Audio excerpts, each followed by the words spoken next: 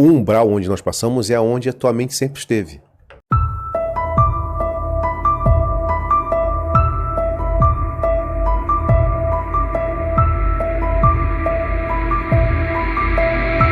Está do outro lado, quando você faz o desenlace ou desencarne, né, conforme a pessoa queira entender esse processo, o umbral onde nós passamos é onde a tua mente sempre esteve.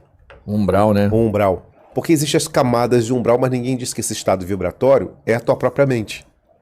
Tanto é que os espíritos ou as entidades que têm conhecimento dessa prática de resgate, sabe que está indo lá buscar alguém que está no processo meio que adormecido, sonhando, ainda meio que estacionado, não sabe o que está acontecendo, a gente chama de erraticidade.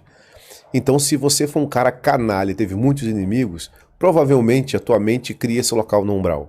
Se você for uma pessoa que é igual, a gente vê aí, é porque é muita contradição, né? Eu sei, por favor, pessoal, sem julgamento, mas é muita contradição a própria literatura espírita.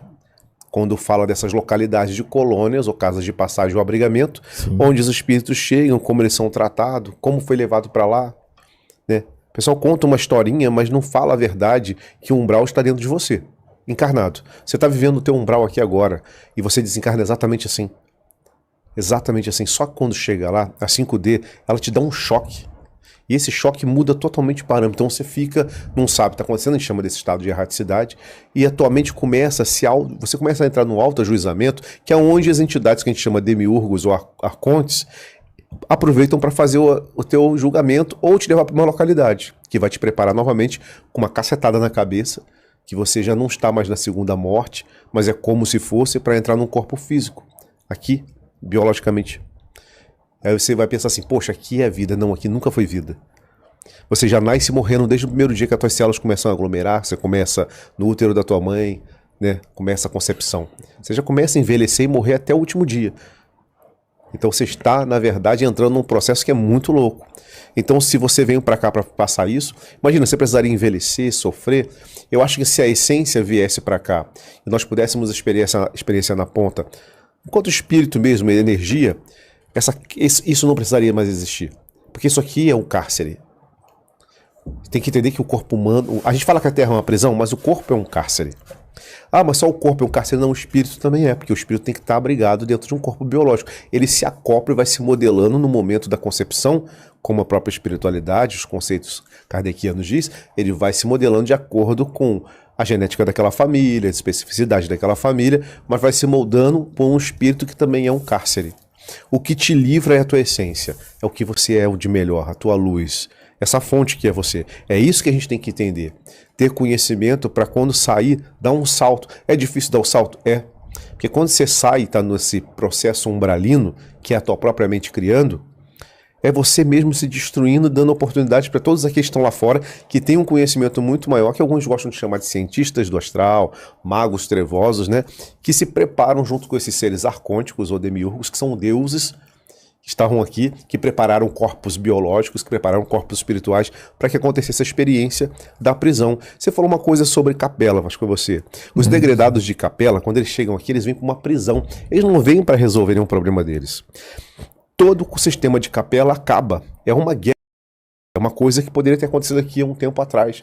A gente sabe aí da história da bomba, como surgiu. Ninguém sabia. Aconteceu lá. Isso aconteceu. Ninguém sabia se o nosso ar ia queimar de fato. Tem até um filme lá do Oppenheimer que tu mandou ver que foi fantástico. Ele não sabia o que você desencadear um problema maior e depois eles conseguiram ver que dava para controlar. Todos os degredados de capela que estão aqui têm as suas culpas e suas parcelas de dívidas. Eles não vieram aqui porque são bons ou vieram aqui para resolver ou vão resolver a nossa vida. Os capelinos já estão aqui desde o último ciclo. Mas eles são mais evoluídos que nós, que estávamos São evoluídos aqui por consciência e tecnologia só. Tem tecnologia, tem entendimento. Moral, não. Mas moralmente, eles destruíram o sistema de capela. Sim. Esses vão reinar a Terra e já reinam a Terra. Eles estão abaixo de umas roupas, umas togas muito bonitas de uma religião. Não, cara. De umas togas muito bonitas aí da religião e que estão aqui desde o princípio manipulando e criando religiões, dentro de religiões. A gente vê todas as religiões que foram desenvolvidas, principalmente, como eu falei, as polis, né? Estou falando desse termo, que foram desenvolvidas por esses seres. Quando Adão e Eva têm Caim e Abel e acontece toda aquela tragédia que Caim mata Abel, e a primeira coisa, quando expulsam Caim, vocês já leram a Bíblia. O que acontece com ele? Ele encontra alguém, né? Ele encontra um povoado, encontra pessoas. Da onde, se Gan-Eden, o Éden era o experimento da fonte, era o experimento de Deus, como existiam outras pessoas que ele acabou tendo relacionamento e começou a procriar na Terra? Não foi com a própria mãe, com Eva. Caim não reencontra com ela, não existe isso. Se alguém fala isso é contraditório. Tem um cara incrível chamado Mauro Biglino, um italiano, que já até teve na educação consciencial, já participou, que ele tem um livro chamado A Bíblia Não é um Livro Sagrado. Eu acho que todas as pessoas no mundo, independente de ser religioso ou não, deveria pegar esse livro e ler, ou pelo menos ver uns vídeos dele. É italiano, mas tem muitos vídeos dublados hoje. O nome não é muito convidativo para os religiosos. Mas ele fala sobre o Elohim, sobre Yahvé, o Deus do Velho Testamento, como ele dividia, e quando ele fala não adorai outros deuses, quer dizer, então ele mesmo admitia que tinha outros deuses, né? A própria Moisés contra a Escritura, amar a Deus sobre todas as coisas, não adorar outros deuses. Então você fica assim, pô, se ele admite que tem outros, que história é essa? Se a gente vê essa história de Adão e Eva, quando eles saem do paraíso, quando eles são expulsos, o próprio Caim, quando sai antes, ele encontra outro grupo. Então, peraí, tem alguma coisa muito contraditória na Escritura Sagrada. Só que a gente é dominado, como diz o Lian, a ouvir aquilo que nos contaram e sem questionamento.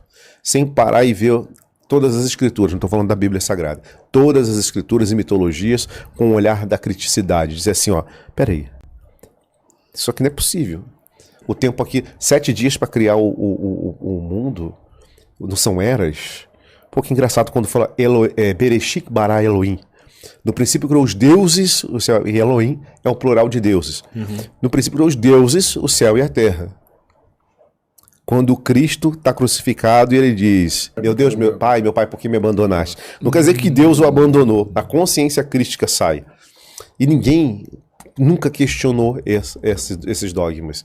E depois, quando colocaram esse mesmo homem político que mudou um povoado que não era o planeta, Cristo não era para todos os lugares, era para aquela região. Assim como nós temos aqui na política os nossos políticos, né? Só que ele tinha uma visão ampliada. Ele já falava de socialismo, ele já falava da divisão, ele já era diferente. Ele nunca falou construir uma igreja. Não, pelo contrário, ele tinha os seus discípulos. E esses discípulos começaram a levar a palavra dele bem distorcida depois, com o tempo. Mas quando a gente vê as manipulações que aconteceram, aí você fica falando assim, pô, eu nunca parei para pensar dessa forma. Então, um estudo de inteligência artificial, onde eles pegaram os livros de todas as religiões. São milhares não, algumas dezenas de livros a gente tem na Terra, né? Bíblia, Alcorão, pegaram todos.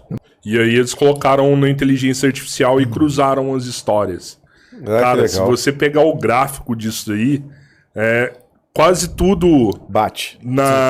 Todos os livros tem muita semelhança, assim, sabe? Dilúvio. Não distorce quase nada. Salvador, assim, é muito louco. Que eu falei no início, exatamente Salvador isso. Salvador nasceu de uma virgem também é uma coisa que repete. Tem muita coisa que realmente isso tem uma lógica mesmo. É interessante que fizeram isso com inteligência artificial, porque realmente a gente, na observação, consegue ver algumas coisas nesse sentido. Então um estudo mais aprofundado ia ser muito bom. Sim, de verdade. Minha mente está cansada por causa de viagem. Pro que vocês vivem, né?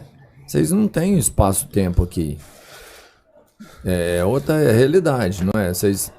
O corpo físico, sim, fica preso aqui. Então, todos mas nós. Vocês conseguem, mas vocês conseguem fazer isso com entendimento. Vocês sabem. O nível de parte. atenção. Onde está o seu nível de atenção, né? Então, todos nós estamos tendo uma experiência atemporal, nesse momento. Nós já nascemos e morremos nessa experiência. E a gente tem ciência disso. Sim. Agora, onde está a nossa atenção? No dia de hoje, nessa conversa. Esse está o nosso nível de atenção. O que nós falamos é possível que você tenha o nível de atenção nessa conversa e essa atenção dividida em qualquer outra parte do espaço-tempo. Sim. Você consegue, por exemplo, vocês já tiveram a experiência de passar em tempos passados, ou do que eu já entendi, ter uma visão 5D de todas as sensações ali, de tudo que já passou. Sim. Né? Vocês são prova. A minha experiência no início com você foi isso. É isso, é exatamente. Eu vi uma coisa que já aconteceu. Sim, não, mas pra mim ainda não. Não, mas está acontecendo lá. Eu te falei, tem como mudar porque está acontecendo, a gente não está acontecendo, vamos mudar isso. Tá acontecendo. Porque dentro desse seu ponto de vista daqui, isso não aconteceu. Então é possível mudar o que aconteceu lá. não é só o passado que influencia o futuro também influencia o passado, porque não tem passado e futuro. Tudo está acontecendo agora. No agora, do ponto de vista do observador. Então tudo pode ser mudado. O seu passado pode ser mudado. Só que dar salto na linha temporal não é uma brincadeira, você não pode dar mudar. Você não tem direito de mudar. Existe uma lei. Tipo, tem alguns acontecimentos nem na história... todo mundo cumpre. Tem alguns acontecimentos da história que não podem ser mudados. O Cristo, Buda, Krishna... Esse tipo de coisa assim, com um Gengis impacto, Khan, né? não podem mudar. É. Não podem mudar porque faz parte de um processo cíclico da experiência aqui fractada. Entendo. E aí você falou várias pessoas que são símbolos do bem. Mas Hitler, por exemplo, não poderia ser também não mudado. pode mudar. Não pode ser Também não mudado, pode, né? Ele não. tem um impacto em tudo o que aconteceu. Não é, o impacto não é bem ou mal, não é isso. Os kardecistas que entendem o processo do bolsão kármico vão entender o que eu tô falando. Não pode mexer naquele processo ali na Alemanha.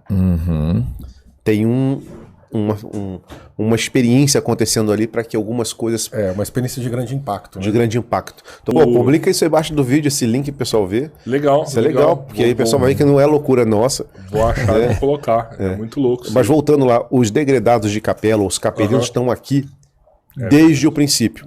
Antes mesmo do experimento do Éden, Gan Éden. Antes do experimento adápico, né? É só pra gente entender isso. Lá já tinha sido destruído e eles já estavam... Eles vieram pra cá, não vieram a maioria em corpo físico, eles foram trasladados pra cá para que fossem experimentar esse processo da prisão ou a reencarnação para expiar. Aí vem o termo expiar os seus erros. Você vai ver histórias do próprio Chico, Allan Kardec, da história do Allan Kardec ou do Chico, falou assim, que explodiram as bombas em capelas e vieram pra cá, né? Algumas histórias muito parecidas com isso. Então você vai entender que não são um espírito tão cheio de moralidade, mas está no mesmo processo que a gente para tentar resolver os seus problemas. Só que eles descobriram em nós uma fonte muito legal que é a energia. Então esses seres se alimentam da nossa fé, do nosso amor, da nossa alegria, do nosso ódio, da nossa tristeza, da nossa oração. Todos esses seres que têm conhecimento estão fora desse domo ou desse controle da Matrix. Eles sabem exatamente como usar você. Então quer dizer, então quer dizer que tu tá falando tudo que a gente faz não tem jeito? Neutralidade. Você pode ter sua fé, professar o Cristo, não um Cristo louro de olhos azuis, porque isso é uma invenção europeia, porque na verdade quem nasceu naquela região não tinha essas características. Né? A gente até vai lançar agora um número de série chamado Jumpers, Saltadores de Consciência. Eu até falei para ele, a minha preocupação é falar sobre o projeto Cavalo de Troia. Porque teve um dos processos nossos dentro da agência, né? Isso que você vai falar agora. Não vou falar. Não vou falar. O que é o projeto Cavalo de Troia? O projeto Cavalo de Troia foi um projeto científico que aconteceu de um equipamento que podia voltar no tempo e levar alguns militares. E eles voltam na época do Cristo. Na verdade, não só na época do Cristo, eles voltam em outras épocas. Né? O Benítez contou parte disso, JJ Benítez, na Operação Cavalo de Troia, na série de livros dele. Não sei se vocês tiveram. O pessoal acha que é muito excelente. O pessoal acha que é literatura, mas tem muito. Ele coloca a ficção ali sim, mas tem uma base extremamente interessante. E a história da Operação Cavalo de Troia, são 3 ou 5 livros, não lembro agora.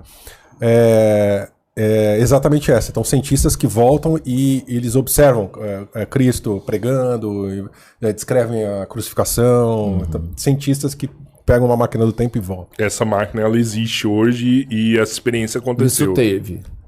A parte que Cristo pregando, não da então. forma que o Benítez descreve, mas mais... de outra forma. Existem outros equipamentos que não precisa transitar com o teu corpo físico para a localidade. Isso. A sua mente pode ir na linha temporal. O próprio projeto Montauk, no início, ele foi produzido de uma forma para a Guerra Fria, para poder descobrir armamento, mas também descobriram que podiam acessar a linha temporal e ver no tempo e espaço. Existe um outro equipamento que falam que tem no Vaticano, que parece um rádio, esqueci o nome agora. Não sei se você me ajuda a lembrar, que conseguiu ver também cenas do Cristo. Até o pessoal começou a botar um monte de fake news na internet, botando filmes antigos de 1900, no início da década de 20, de filmes bem antigos em preto e branco. Assim, se a máquina é tão futurística, não vai aparecer um filme em preto e branco, né, gente? Pelo amor de Deus. Vai aparecer uma cor original, porque a máquina vai trazer referências não uma câmera antiga.